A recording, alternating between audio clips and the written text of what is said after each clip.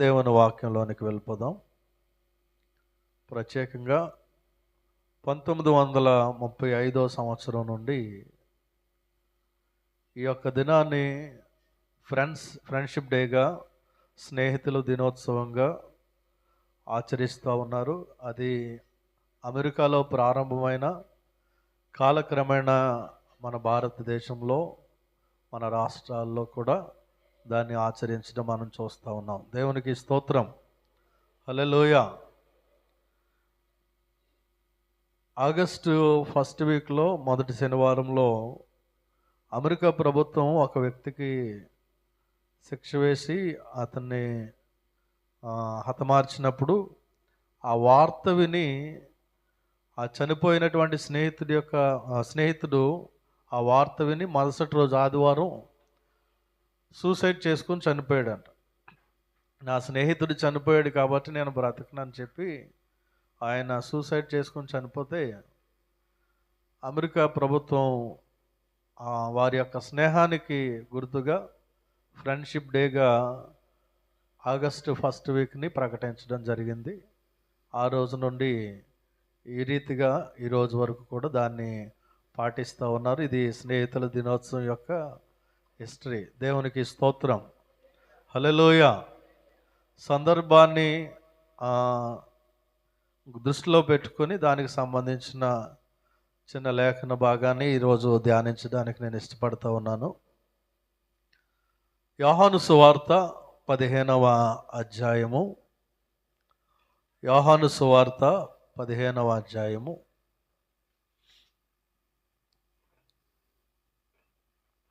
13వ వచనం నుండి 15వ వచనం వరకు చదువుదాం. తన స్నేహితుల కొరకు తన ప్రాణము పెట్టువాని కంటే ఎక్కువైన ప్రేమ గలవాడెవడును లేడు.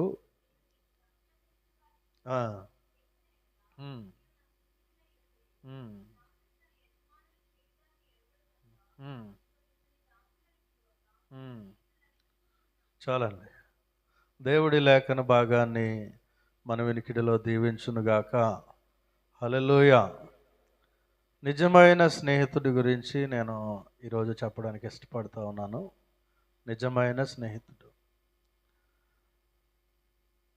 అన్ని బంధాల్లో కూడా స్నేహబంధం శ్రేష్టమైంది. దేవుడు ఇచ్చినటువంటి బంధాల్లో అమ్మ, నాన్న, సోదరుల బంధం దేవుడే ఇచ్చాడు. అయితే ఈ స్నేహితుల బంధం అనేది దేవుడు ఎంపిక చేసుకునే అవకాశం మనకి ఇచ్చాడు. మనం ఎంపిక చేసుకుంటాం మనం ఎవరితో ఉండాలో, ఎవరితో స్నేహం చేయాలనేటువంటి పూర్తి ఫ్రీడమ్ దేవుడు మనకిచ్చాడు. కాబట్టి ఇది ఎన్నుకునే విధానంలో మన స్నేహం ఏ రీతిగా ఉన్నదనేది ఆధారపడి ఉంటుంది. ఇక్కడ చదవబడిన లేఖన భాగాన్ని తర్వాత ధ్యానం చేద్దాం. అయితే ప్రతి ఒక్కరికి కూడా, పురుషులైనా, స్త్రీలైనా, అబ్బాయిలైనా, అమ్మాయిలైనా, ప్రతి ఒక్కరికి స్నేహితులు ఉంటారు. రక్త సంబంధులతో చెప్పుకోలేనివి కూడా స్నేహితులతో చెప్పుకుంటే ఆ భారం తరుగుతుందని చాలామంది స్నేహితులతోనే పంచుకుంటారు. రక్త సంబంధం అన్నదమ్ములతో చెప్పుకోరు, అక్క చెల్లెలతో చెప్పుకోరు, కానీ స్నేహితులతో వారి యొక్క కుటుంబ సమస్యలు, వ్యక్తిగత సమస్యలు చెప్పుకుంటూ ఉంటారు. అలా చెప్పుకోవడం ద్వారా బాధ తరుగుతుందని ఒక మంచి ఆలోచన. దేవునికి స్తోత్రం. నిజంగానే అందరికీ స్నేహాలు ఉంటాయి. నాకు కూడా ఫ్రెండ్స్ ఉన్నారు. ప్రైమరీ స్కూల్లో ఫ్రెండ్స్ ఉంటారు. వాళ్ళు ఫస్ట్ నుంచి 5th క్లాస్ వరకు ఉంటారు. తర్వాత హై స్కూల్లో ఉంటారు, 6th నుంచి 10th వరకు. తర్వాత ఇంటర్లో ఉంటారు, డిగ్రీలో, ఇలాగా, లేకపోతే జాబ్ చేసే చోట, రకరకాల పని చేసే చోట, అలాగే నివసిస్తున్న చోట, ఈ విధంగా ప్రతి ఒక్కరికి కూడా స్నేహితులు ఉంటారు. అయితే నిజమైన స్నేహం మీరు నేను కలిగి ఉంటున్నామా అనేది ఈరోజు మనము జ్ఞాపకం చేసుకుందాం. కొన్ని సందర్భాలు బైబిల్ మనకి చెప్తున్నటువంటి కొన్ని విషయాలు, ఇటువంటి లక్షణాలు, ఇటువంటి స్వభావాలు మన స్నేహితుల్లో ఉన్నాయా లేవా అనేది మనం జ్ఞాపకం చేసుకుందాం.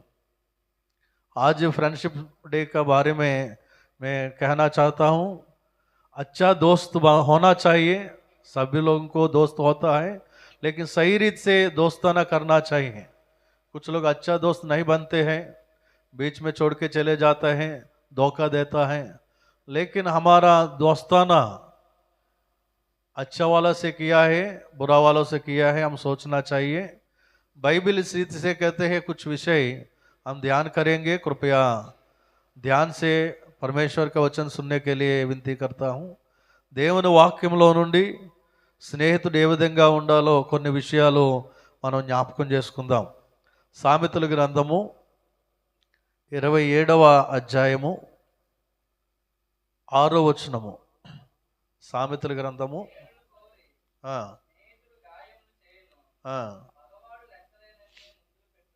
దేవునికి స్తోత్రం. ఇక్కడ నిజమైన స్నేహితుడు ఏం చేస్తాడు అంటే మేలు కోరతాడు అని దేవుని వాక్యం చెప్తుంది. 27వ అధ్యాయం 6వ వచనంలో మేలు కోరి స్నేహితుడు అంటున్నాడు. మేలును కోరేటువంటి స్నేహితుడు. ఈరోజు వరకు నువ్వెవరినైతే ఫ్రెండ్స్గా కలిగి ఉన్నావో, నీ స్నేహితురాలు ఎవరో, నీ స్నేహితుడు ఎవరో, వాళ్ళు నీ మేలు కోరేవారేనా, లేక నీకు కీడు కోరుకునేవారుగా, లేకపోతే నీకు నష్టం చేసేవారుగా వారు ఉంటున్నారా? జాగ్రత్తగా గమనించుకోవాలి. స్నేహితుడు, నిజమైన స్నేహితుడు ఎప్పుడు కూడా మేలును కోరుతాడంట, మంచిని కోరుతాడు. మనం బాగుండాలి, మనం మంచిగా ఉండాలి, మనకి మేలు కలగాలి అని కోరుకుంటాడంట. కానీ కొంతమంది స్నేహితులు వారు నష్టాన్ని కలిగిస్తారు, కష్టాన్ని కలిగిస్తారు, మేలు చేయరు, కానీ కీడు చేసేటువంటి వారు కూడా ఉంటారు. అది వారికి ఆ కీడు జరిగిన తర్వాత నా మంచి ఫ్రెండ్ కాదనే విషయం తర్వాత అర్థమవుతుంది. అప్పటి వరకు మంచి స్నేహితుడే అనుకుంటాం, కానీ ఎప్పుడైతే మోసం చేశాడో, ఎప్పుడైతే ద్రోహం చేశాడో, ఎప్పుడైతే కీడు చేశాడో, ఎప్పుడైతే నష్టం కలిగించాడో, అప్పుడు అర్థమవుతుంది ఏంటంటే నా మంచి స్నేహితుడు కాదనేటువంటి విషయం. నిజంగా మంచి స్నేహితుడైతే గనక మేలు కోరేవాడిగా, లేకపోతే మేలు చేసేవాడిగా ఉంటాడని దేవుని వాక్యం చెప్తుంది. पहले यहाँ देखता है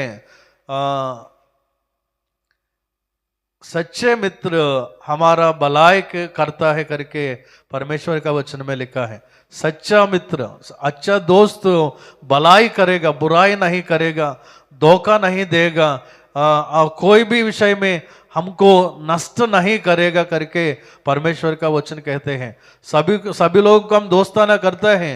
कुछ लोग धोखा देने के बाद वो मेरा अच्छा दोस्त नहीं है, कुछ लोग नष्ट करने के बाद ये मेरा अच्छा दोस्त नहीं है करके हम समझते हैं. पहले हम अच्छा से उनको मिलजुल कर रहते हैं, अच्छा से बात करते हैं, कहाँ भी जाना है तो मिलके जाता है, लेकिन कभी हमको एक दिन में वो नष्ट करने का समय, धोखा देने के बाद हमको मालूम पड़ता है वो अच्छा आदमी नहीं है करके.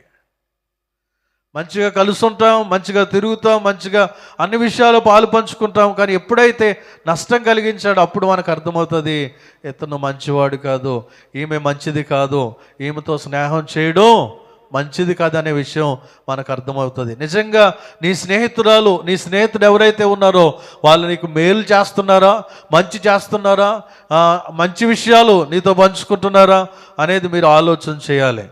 తర్వాత ఇదే 27వ వచనంలోనే, అధ్యాయంలోనే 9వ వచనాన్ని చూద్దాం. 9వ వచనం.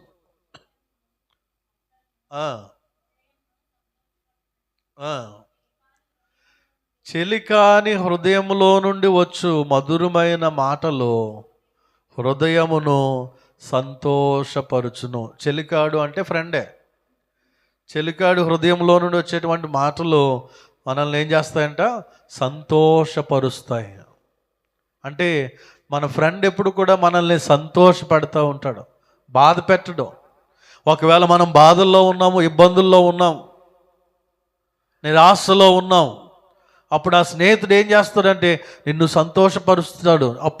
అప్పుడే అతడు నిజమైన స్నేహితుడని నువ్వు అర్థం చేసుకోవాలి. నువ్వు ఇబ్బందుల్లో ఉన్నా, సమస్యల్లో ఉన్నా, బాధలో ఉన్నా, అతడు నిన్ను ప్రోత్సహించే విధంగా, బలపరిచే విధంగా, సంతోషపరిచే విధంగా మాట్లాడుతున్నాడు అంటే అతడు నిజమైన స్నేహితుడు.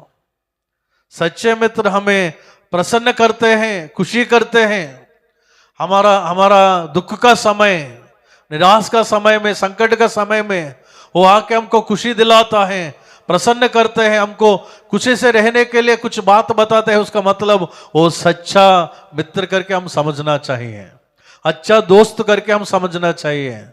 क्योंकि कुछ लोग कष्ट का समय नहीं आते हैं हमारे पास, संकट का समय में हमारे पास नहीं आते हैं, जरूरत का समय हमारे पास नहीं आता है, हम समझना चाहिए उसी समय जो लोग नहीं आता है वो अच्छा दोस्त नहीं है करके हम समझना चाहिए। सच्चा दोस्त है तो संकट का समय में तुम्हारा साथ रहना चाहिए, तुमको मदद करना चाहिए, तुमको खुशी देना चाहिए, तब वो सच्चा दोस्त कहलाता है। మనం ఇబ్బందుల్లో సమస్యల్లో ఉన్నప్పుడు వారు మనల్ని ఆదరించేవారుగా బలపరిచేవారుగా ఉండాలి. చూడండి, యోబు స్నేహితులు ఉన్నారు. యోబు స్నేహితులు, యోబు చక్కగా ధనవంతుడిగా ఉన్నప్పుడు, ఆ ఊజు దేశంలో సంపన్నమైన స్థితిలో ఉన్నప్పుడు, ఏ లోటు లేకుండా ఉన్నప్పుడు ఆయనతో చక్కగా తిరిగేవారు, చక్కగా సంతోషంగా ఉండేవారు. కానీ ఎప్పుడైతే దేవునికి సాతానికి మధ్య ఒక పోరాటం జరిగిందో, దేవుడు అవకాశం ఇచ్చాడో శోధనలో పడ్డానికి, అప్పుడు యోబు శోధనలకు గురై సమస్తాన్ని కోల్పోయి రోడ్డు మీద పడిపోయినప్పుడు, చివరికి తన శరీరం కూడా భయంకరమైన రోగంతో మొత్తబడి ఆ రోడ్డును పడిపోయినప్పుడు ఆ స్నేహితులు ఏం చేస్తూ ఉన్నారు మనం చూసినట్లయితే యోబు గ్రంథము 16వ అధ్యాయము 20వ వచనాన్ని చదువుదాం. యోబు గ్రంథము 16వ అధ్యాయం 20వ వచనం. ఏం చేస్తున్నారు?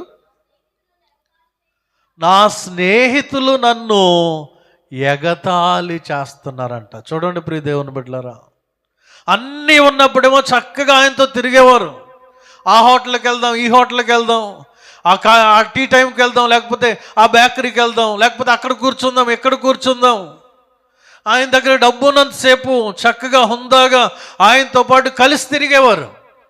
ఎప్పుడైతే ఆ డబ్బు పోయిందో, ఆస్తి పోయిందో, అంతస్తు పోయిందో, చివరికి బలహీనుడైపోయి రోగంతో రోడ్డు మీద పడిపోయినప్పుడు ఏం చేయాలి వాళ్ళు? అయ్యో బాధపడకు యోబు, మేమున్నాం కదా, నేను మీకు భోజనం పెడతాం, నేను నీకు ట్రీట్మెంట్ చేయిస్తాను, నేను మిమ్మల్ని హాస్పిటల్ తీసుకెళ్తాను అని మాట్లాడలేదంట. యోబు స్నేహితులు చేంజ్ చేస్తున్నారు, ఆయనను ఎగతాళి చేస్తున్నారు. నిజమైన స్నేహితులు అంటారా వీళ్ళు?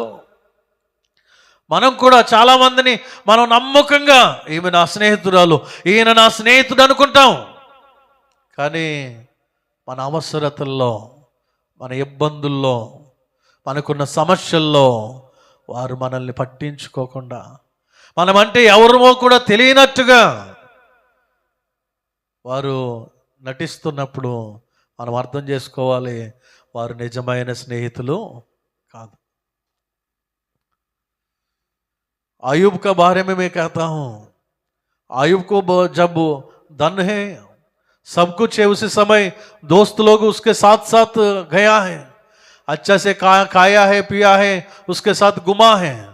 लेकिन एक बार आयुब ने सब कुछ खो गया, उसका शरीर में भी निर्बलता आ गया, रोग आ गया है, ऐसा रोड में पड़ा हुआ. उसी समय क्या करना चाहिए? दोस्त लोग उसको आश्वासन देना है, मैं हॉस्पिटल में लेके जाऊंगा, नहीं है तो मैं खाना खिलाऊंगा, चिंता मत करो करके उसके साथ बात करना चाहिए.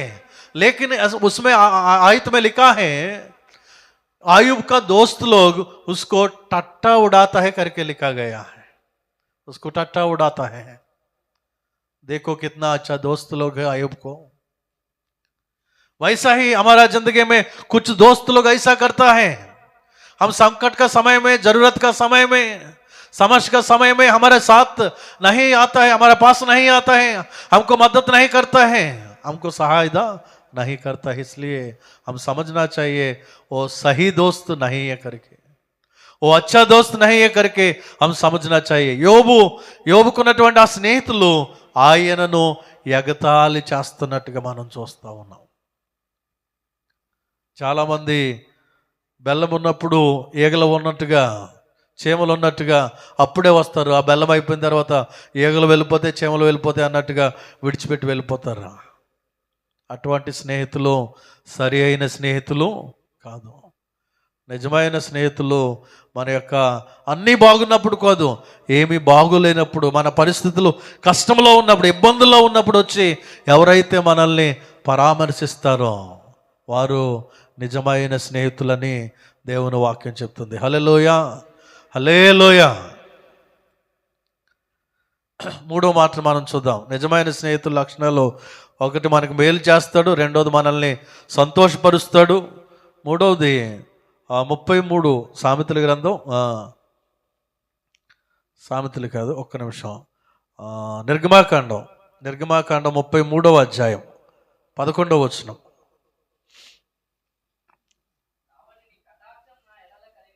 ఆ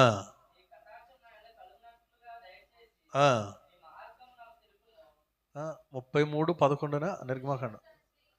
మనుష్యుడు తన స్నేహితునితో మాట్లాడునట్లు యెహోవా మోషేతో ముఖాముఖిగా మాట్లాడుచుండెను. దేవునికి స్తోత్రం, హల్లెలూయా. స్నేహితుడు ముఖాముఖిగా మాట్లాడాలంట, స్ట్రైట్ ఫార్వర్డ్గా. మన ఇబ్బందుల్లో ఉన్నా, మనకి ఏదైనా నష్టం కలుగుతూ ఉన్నా దాన్ని దాచిపెట్టకుండా, నువ్వు చేసేది తప్పు, నువ్వు కరెక్ట్ మార్గంలో లేవు అని మనల్ని గద్దించి సరి అయిన మార్గంలో పెట్టేవాడు నిజమైన స్నేహితుడు. ఎల్లు ఆ మార్గంలో వెళ్తే నీకే నష్టం కలుగుతుందిలే, నాకెందుకు అని విడిచిపెట్టేసేవాడు కాదు. మనం వెళ్ళే మార్గం, మనం చేసే పని తప్పు అయితే అది తప్పు అని గద్దించేవాడు నిజమైన స్నేహితుడు అంట. ఇక్కడ మోషే దేవునితో, లేకపోతే దేవుడు మోషేతో ఎలా మాట్లాడుతున్నాడంట? స్నేహితుడు మాట్లాడినట్టుగా ముఖాముఖిగా మాట్లాడుతూ ఉన్నాడు. ఎంత గొప్ప భాగ్యం అంటే, మోషే తర్వాత అబ్రహాం, వీళ్ళిద్దరూ కూడా బైబిల్ గ్రంథములో, జాగ్రత్తగా వినండి, బైబిల్ గ్రంథంలో వీళ్ళిద్దరూ నా స్నేహితులు అని రాయబడింది. కానీ బైబిల్ బయట మనందరికీ కూడా యేసుక్రీస్తు అంటున్నాడు, మీరు నా స్నేహితులు అంటున్నాడు. హల్లెలూయా, హల్లెలూయా. ఇది రచించబడే సమయానికి ఇద్దరు ఆయనకి స్నేహితులుగా ఉన్నారు. ఒకడు విశ్వాసులకు తండ్రి అయిన అబ్రహాము, రెండవది మోషే. మోషేతోటి స్నేహితునితో మాట్లాడుతున్నట్టుగా దేవుడు మాట్లాడేవాడంట. అబ్రహాముతోటి జరగబోయే సంగతులు, మర్మమైన సంగతులన్నీ కూడా నా స్నేహితుడైన అబ్రహాముకు తెలియకుండా నేను దాస్తానా అని చెప్పి ఆ మర్మమైనటువంటి మర్మగర్భ విషయాలన్నీ కూడా అబ్రహాముకు దేవుడు తెలియపరిచాడంట. నిజమే కదా? మనం ఎవరైతే బాగా బెస్ట్ ఫ్రెండ్స్గా ఉంటారో వారికి మనం సీక్రెట్స్ చెప్తాం, రహస్యమైన విషయాలు వారితో పంచుకుంటాం. మనం నలుగురితో పంచుకునే 10 మందికి చెప్పేవి కాదు, అవి కేవలం వాళ్ళిద్దరి మధ్యలోనే ఉండేటువంటి ఆ రహస్యమైనటువంటి సీక్రెట్స్ ఎవరికి చెప్పుకుంటామంటే బెస్ట్ ఫ్రెండ్స్కి మనం చెప్పుకుంటాం. ఇక్కడ మోషేకి దేవుడు బెస్ట్ ఫ్రెండ్గా కనబడుతున్నాడు, అబ్రహాము కనబడుతూ ఉన్నాడు. అలాగే ఈరోజు మనల్ని మోసం చేసేటువంటి స్నేహితులు ఉన్నటువంటి ఈ లోకములో మనందరికీ నేరుగా ముఖాముఖిగా మాట్లాడేటువంటి దేవుడు అంటున్నాడు, మీరింకా దాసులు కాదు. యోహాను సువార్తలో 15వ అధ్యాయంలో మనం చదివిన దాంట్లో మీరింకా దాసులు కాదు, ఏంటి, నాకు స్నేహితులు అని చెప్తున్నాడు ఆయన. ఆయన మనల్ని స్నేహితులుగా పిలుస్తూ ఉన్నాడు. ఈ లోకములో ఉన్నవారితో స్నేహం చేసినా చేయకపోయినా నీవు నేను ఎవరితో స్నేహం చేయాలి అంటే యేసయ్యతో స్నేహం చేయాలి. इस दुनिया में किसी का साथ दोस्ताना नहीं रखोगे तो भी चलेगा, लेकिन यीशु मसीह के साथ हम दोस्ताना करना चाहिए, फ्रेंडशिप करना चाहिए. वो हमको बुलाता है, तुम गुलामी नहीं, तुम आज से मेरा दोस्त है करके यीशु मसीह कहते हैं. वो मालिक है, हम गुलाम है करके नहीं, हम गुलामी नहीं है, उसका फ्रेंड करके यीशु मसीह ने हमसे कहते हैं. कितना अच्छा बात है. यीशु मसीह के साथ दोस्ताना करता है, यीशु मसीह के साथ हर दिन बात करते हैं.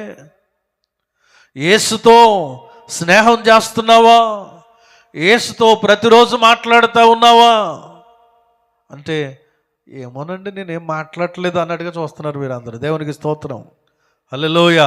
యేసుతో స్నేహం చేయడం అంటే ఆయన ఆజ్ఞలు గైకొని ఆయనకు ప్రార్థించడమే. దేవునికి స్తోత్రం. హల్లెలూయా. చూడండి యోహాను సువార్త 15వ అధ్యాయంలోకి వద్దాం. 15వ అధ్యాయంలోకి వద్దాం. 14వ వచనం చూడండి. నేను మీకు ఆజ్ఞాపించిన వాటిని చేసిన ఎడల మీరు నా స్నేహితులై ఉందురు. హల్లెలూయా. ఆయనతో స్నేహం చేయాలి అంటే ఆయన ఆజ్ఞలు అనుసరించాలి, ఆయన వాక్యాన్ని అనుసరించాలి. ఆయన ఆ వాక్యాన్ని అనుసరిస్తే మనం ఆయన స్నేహితులం. ఆయన వాక్యాన్ని ఎవరైతే అనుసరిస్తారో వారిని ఆయన తన స్నేహితులుగా చేసుకోవడానికి ఇష్టపడతా ఉన్నాడు. సామెతల గ్రంథం 17వ అధ్యాయం 17వ వచనం. సామెతల గ్రంథం 17వ అధ్యాయం 17వ వచనం. నిజమైన స్నేహితుడు విడువక ప్రేమించును. దేవునికి స్తోత్రం. సच्चे मित्र हमेशा प्रेम रखते हैं, सच्चे मित्र निरंतर प्रेम रखते हैं करके परमेश्वर का वचन कहते हैं. నిజమైన స్నేహితుడు విడువక ప్రేమించును. విడువక అనే దగ్గర కష్టంలో ఉన్నా విడవడు, కన్నీటితో ఉన్నా విడవడు, అవసరతల్లో ఉన్నా విడవడు, ఇబ్బందుల్లో ఉన్నా విడవడు, ప్రతికూల పరిస్థితులు ఉన్నా కూడా విడిచిపెట్టడు. అంత చక్కటి స్నేహితులు బైబిల్ గ్రంథంలో ఒక జంట మనకు కనబడతారు. దావీదు యోనాతాను. దావీదు యోనాతాను మంచి స్నేహితులు. వారి యొక్క మనస్సులు కలిసిపోయాయంట. స్త్రీ పురుషులు ఏ విధంగా ప్రేమించుకుంటారో అంతకంటే గాఢమైన ప్రేమ కలిగి వీరి మనస్సులు ఒకరితో ఒకరు అతుక్కుపోయారని రాయబడింది బైబిల్ గ్రంథంలో. అంత మంచి స్నేహం. అయితే యోనాతాను ఎవరు? దావీదు స్నేహితుడని కాదు, సౌలు కుమారుడు అని. దేవునికి స్తోత్రం. సౌలు కుమారుడు. సౌలేమో దావీదుని చంపాలనుకుంటున్నాడు, కానీ దావీదేమో యోనాతాన్ని ప్రేమిస్తున్నాడు. ఆ యోనాతాను దావీదుని ప్రేమిస్తున్నాడు. వీళ్ళిద్దరూ కూడా మంచి స్నేహం కలిగి ఉన్నారు. యోనాతాన్తో అంటున్నాడు, మీ ఫ్రెండ్ని పిలువు, మీ ఫ్రెండ్ని పిలిచి మంచిగా భోజనం పెట్టు, చికెన్ బిర్యానీ వండి మీ ఫ్రెండ్ని పిలువు. ఎందుకు? మనస్సులో, సౌలు మనసులో ఏముంది? భోజనానికి వచ్చిన తర్వాత దావీదుని చంపేయాలనేటువంటి ప్లాన్. యోనాతాన్ ఏమనుకున్నాడు? అబ్బా మా డాడీ ఎంత మంచోడు, మా ఫ్రెండ్ని పిలిచి మంచిగా చికెన్ బిర్యానీ పెట్టమంటున్నాడు, భోజనం పెట్టమంటున్నాడు అని భోజనానికి ఆహ్వానించి భోజనం పెడుతుంటే అక్కడ రాయబడిన మాట, సౌలు విషపు చూపుతో అతని మీదకి బల్లాన్ని విసిరాడంట. ఈటని విరిచి విసిరాడు. దేవుని యొక్క అభిషేకం దావీదు మీద ఉంది కనుక దావీదు త్రుటిలో తప్పించుకున్నాడని చూస్తాం. దేవునికి స్తోత్రం. ఆ రోజు నుండి యోనాతానికి అర్థమైపోయింది, అమ్మో మా నాన్న మనసులో పగపెట్టుకున్నాడు, దావీదుని ఎలాగైనా చంపేయాలనుకుంటున్నాడు అనుకున్నాడు. అలా కొద్ది రోజుల తర్వాత మరలా పిలిచినప్పుడు లోపల సౌలు మాట్లాడుకుంటున్న మాటలు యోనాతాను విన్నాడు. ఈరోజు ఎలాగైనా దావీదుని వేసేయాలి, మా ఇంటికి వస్తున్నాడు అని మాట్లాడుకుంటున్న మాటలు విని దావీదు వస్తే అప్పుడు దావీదుకి సైగ చేసి, ఇదిగో నువ్వు రావద్దు, నేను నీకు ఒక సైగ చేస్తాను, దాన్ని బట్టి నువ్వు తప్పించుకోవాలి అని చెప్పి బాణం గుర్తులతో బాణాలు వేసి దావీదు తప్పించుకునేటట్టుగా గోడ మీద నుంచి బుట్టలో పెట్టి దావీదుని కిందకి దించేసి అక్కడి నుంచి పారిపోయే విధంగా యోనాతాను సహాయం చేసినట్టుగా మనం చూస్తూ ఉన్నాం. హల్లెలూయా. ఎందుకు? తండ్రి చంపాలనుకుంటున్నాడు, కొడుకేమో కాపాడాలనుకుంటున్నాడు. కారణం ఏంటంటే ఈ యోనాతాను దావీదు అంటే ప్రాణ స్నేహం, అతనికి ప్రాణం. కాబట్టి ఇక్కడ ఏమని చెప్తుంది? నిజమైన స్నేహితుడు విడువక ప్రేమించును, విడువక ప్రేమించును. నిజమే ప్రియ దేవుని బిడ్డలారా, మన స్నేహితులు ఇటువంటి వారై ఉండాలి. ఇటువంటి స్నేహితుల్ని మనం కనీసం 2-3 కలిగి ఉండాలంట. అది మంచిది. ఎందుకంటే మన యొక్క పరిస్థితుల్లో, కష్టాల్లో మన సొంత వారు, బంధువులు రాకపోయినా కూడా స్నేహితులు మనల్ని ఆదుకుంటారని దేవుని వాక్యం చెప్తుంది. నిజమైనటువంటి స్నేహితులు నువ్వు కలిగి ఉన్నావా లేదా ఒకసారి ఆలోచన చేయాలి. చూడండి, మత్తయి సువార్త 20వ అధ్యాయము 13వ వచనం. మత్తయి సువార్త స్నేహితుడా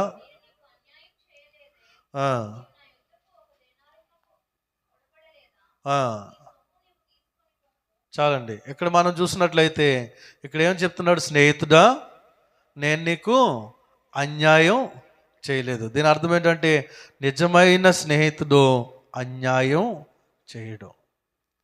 నిజమైన స్నేహితుడు ఎవరు కూడా తన స్నేహితునికి అన్యాయం చేయడు. అక్కడ సందర్భం మనందరికీ తెలుసు. పొద్దున్నే 9 గంటలకు పనికొచ్చాడు ఒకడు. వాడికి చెప్పాడు నీకు ఒక ధ్యానారం ఇస్తానని. 10ంటికి ఒకరిని పిలిచాడు, వాడికి కూడా నీకు ఒక ధ్యానారం ఇస్తానని చెప్పాడు. ఇంకా పని ఎక్కువ ఉంది, పనులు ఎవరు లేరు. మధ్యాహ్నం అయిపోయింది. మధ్యాహ్నం 2-3 కనిపించారు వీధిలో. రండి, మా పొలంలో పని ఉంది, మీకు ఒక ధ్యానారం ఇస్తానని చెప్తే అప్పుడు వాళ్ళు కొంతమంది వచ్చారు. ఇంకా పని ఎక్కువ ఉంది, ఇంకా వీధిలో తిరుగుతున్నప్పుడు మధ్యాహ్నం 3 గంటలకు ఒకరు కనిపించారు. ఇగో మా దగ్గర పని ఉంది, వెళ్తావా, ఒక ధ్యానారం ఇస్తానని చెప్పాడు. వెళ్ళారు. తర్వాత 5 గంటలకు కూడా ఒకరు వెళ్ళారు.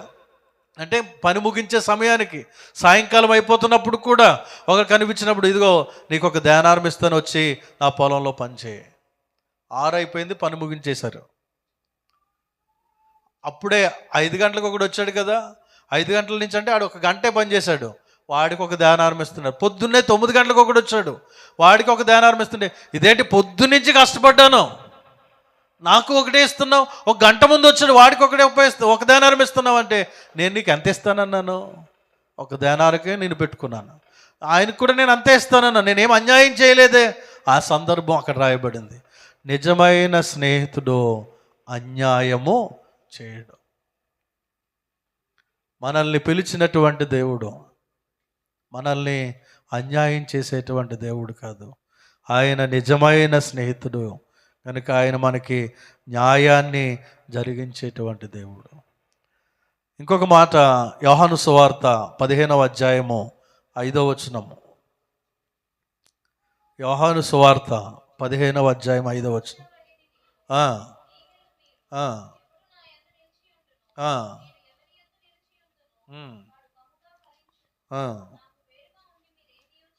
దేవునికి స్తోత్రం. నిజమైన స్నేహితుడు దాపరికం లేకుండా మాట్లాడతాడంట, స్ట్రైట్ ఫార్వర్డ్గా. ఇక్కడ యేసుక్రీస్తు నిజమైన స్నేహితుడు కాబట్టి ఆయన స్ట్రైట్గా చెప్తున్న మాట ఏంటంటే నాకు వేరుగా ఉండి మీరేమి చేయలేరు. Without me you can do nothing అంటున్నాడు ఆయన. ద్రాక్షావల్లిని నేను, తీగలు మీరు. ఎవడు నా యందు నిలిచి ఉంటాడో నేను ఎవరి యందు నిలిచి ఉంటానో వాడు మాత్రమే బహుగా ఫలిస్తాడు. నాకు వేరుగా ఉండి మీరేమీ చేయలేరు అంటున్నాడు ఆయన. సూటిగా, సుత్తు లేకుండా స్ట్రైట్ ఫార్వర్డ్గా మాట్లాడుతున్నాడు ఆయన.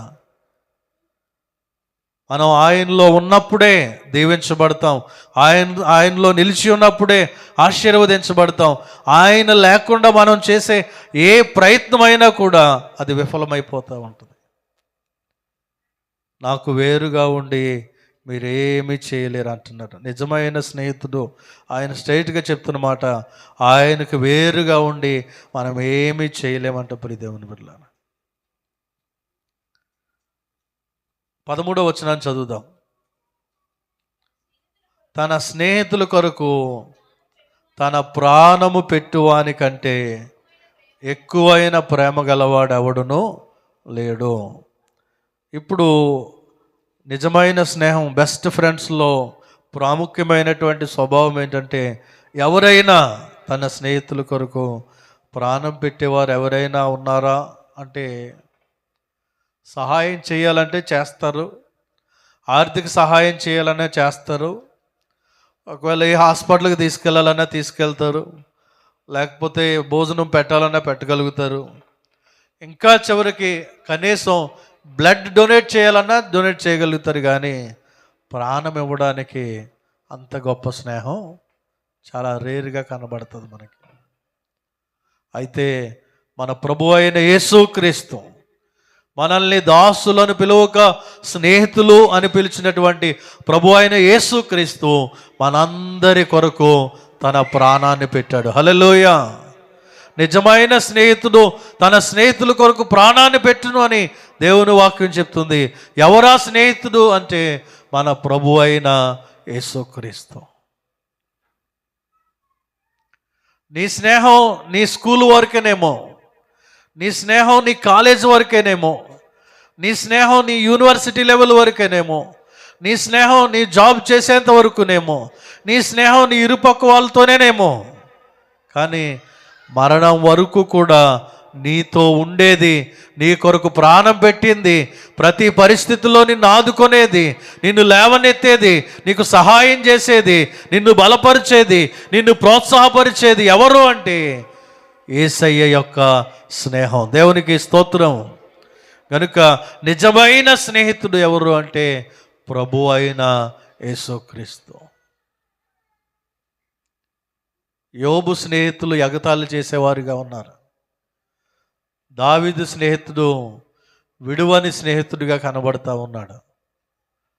ఇంకొక చెడ్డ స్నేహితుడిని జ్ఞాపకం చేసి నా మాటల ముగింపులోకి తీసుకెళ్తాను. ఇప్పుడు దేవుని బిడ్డలారా, సమూయేలు మొదటి గ్రంథం 13వ అధ్యాయం.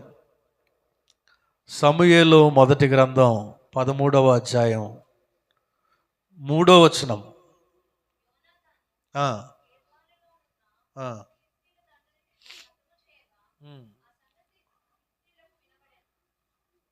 సారీ, 2వ సమూయేలు అమ్మ, 2వ సమూయేలు 13వ అధ్యాయం 3వ వచనం. అవును, ఎస్, చదవండి. అమ్నోనునకు మిత్రుడు ఒకడుండెను, అతడు దావీదు సహోదరుడైన యెహోనాదాబు.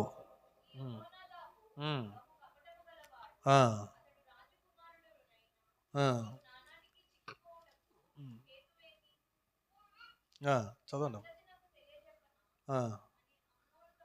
చాలమ్మా, నేను చెప్తాను ఆ సందర్భం అంతా, జాగ్రత్తగా వినండి. ఇక్కడ మన యొక్క అంశానికి, నిజమైన స్నేహితుడు అనే అంశానికి సంబంధించి అమ్నోనునకు మిత్రుడు ఉండెను అంటే అమ్నోనుకి ఒక ఫ్రెండ్ ఉన్నాడు. ఆ ఫ్రెండ్ పేరు యెహోనాదాబు. యెహోనాదాబు ఆయన గురించి బైబిల్లో స్పష్టంగా రాసింది, బహు కపటము గలవాడు. కపటం గలవాడు అంటే మంచోడా? చాలా చెడ్డోడు. నా వర్తమానంలో ముగింపులో మీకు చెప్తున్నాను, యవనస్తులారా, యవన బిడ్డలారా, మీ స్నేహితుడు మీ స్నేహితురాలు మంచివారు కాకపోతే గనుక మిమ్మల్ని కూడా చెడ్డ మార్గములోనికి తీసుకువెళ్ళే ప్రమాదం ఉంది. జాగ్రత్త. మిమ్మల్ని కూడా చెడు మార్గంలోనికి తీసుకువెళ్ళిపోయే ప్రమాదం ఉంది. అమ్నోను దావీదు కుమారుడు. దావీదు దేవుని చేత అభిషేకించబడిన రాజు, దేవుని యందు భయభక్తులు కలిగినటువంటి వాడు. ఆ కుటుంబంలో జన్మించిన అమ్నోను కూడా మంచి ప్రవర్తన కలిగిన వాడే, కానీ అతనికి ఒక ఆలోచన కలిగింది. దానికి ఈ చెడ్డ స్నేహితుడు చెడ్డ ఆలోచన ఇచ్చాడు. చాలామంది పాడైపోవడానికి వారి స్నేహితులు ఇచ్చేటువంటి సలహాలే మూల కారణం. మనం అనుకుంటాం కొన్ని సందర్భం, మా వాడు మంచివాడేనండి, కానీ వాడితో తిరుగుతూ ఉన్నప్పటి నుంచి, ఆమెతో తిరుగుతున్నప్పటి నుంచి ఈడు ప్రవర్తనలో మార్పు వచ్చింది, ఈమె ప్రవర్తనలో మార్పు వచ్చింది అని చెప్తాం మనం. కారణం ఏంటి అంటే వారు చెడ్డ ఆలోచనలు కలిగిన వారు, చెడు నడవడిక కలిగిన వారు, వారు లోకములో ఉన్నవారు, పాపములో ఉన్నవారు.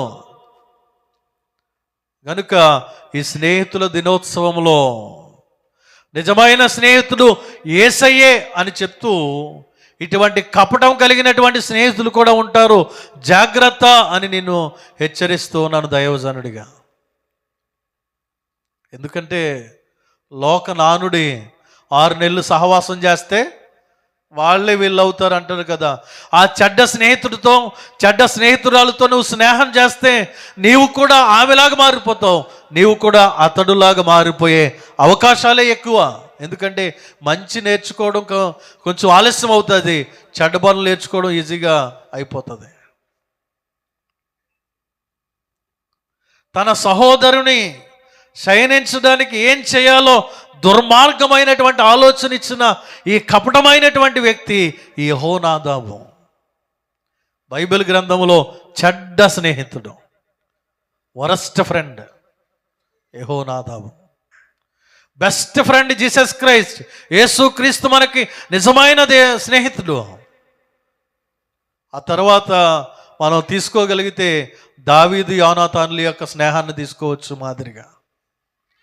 కానీ ఇటువంటి స్నేహితులు, యెహోనాదాబు అంటే నీ యొక్క భవిష్యత్తును పాడు చేసే, నీ జీవితాన్ని నాశనం చేసే, నీ యొక్క తరగతులు నాశనం చేసేటువంటి ఇటువంటి కపటమైనటువంటి స్నేహితులు, స్నేహితురాళ్ళు మీకున్నారేమో జాగ్రత్తగా పరిశీలన చేసుకోనండి.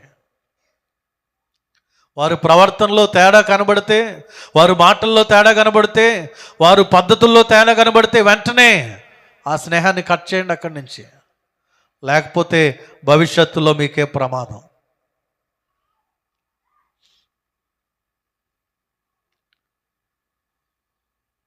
ఎందుకంటే ఆ దుష్ట ప్రభావం మంచి నడవడి ఏం చేస్తుంది?